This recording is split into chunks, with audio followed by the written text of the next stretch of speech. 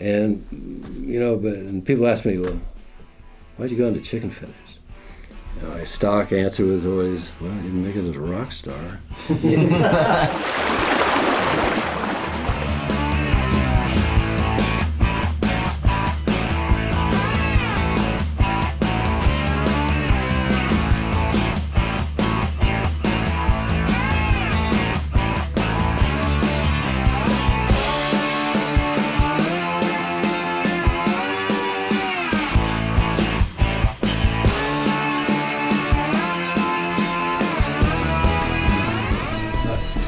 How are you? Ben. Ben. Daryl. Nice to meet Martin. you. Daryl. Glad to meet you. Pleasure to meet you. I got the camera. Nice to meet you. Oh boy. They didn't warn you. My Oh. executive outfit. Come on in.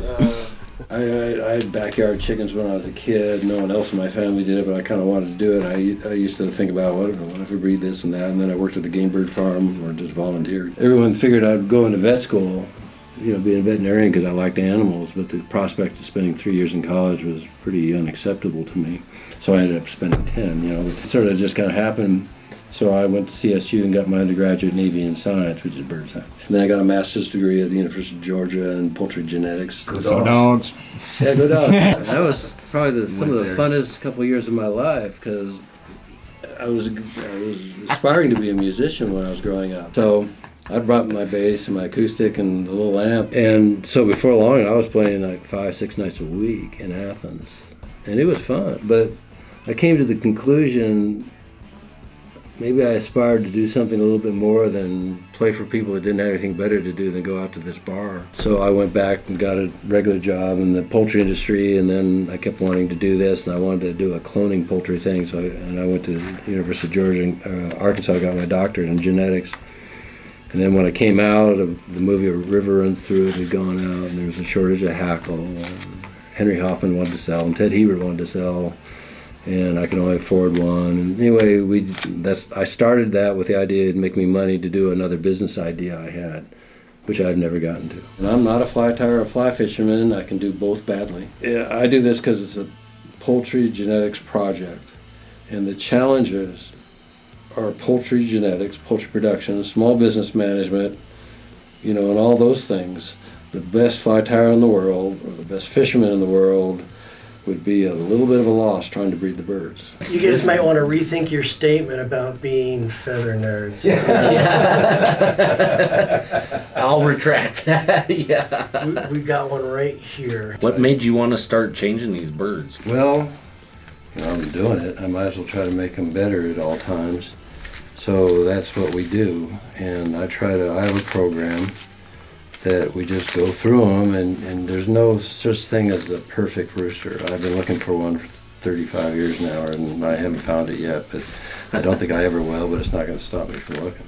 Yeah. And so you just try to, if you're going to spend your time doing it, why not try to make it as good as you can? And in the process, they evolve.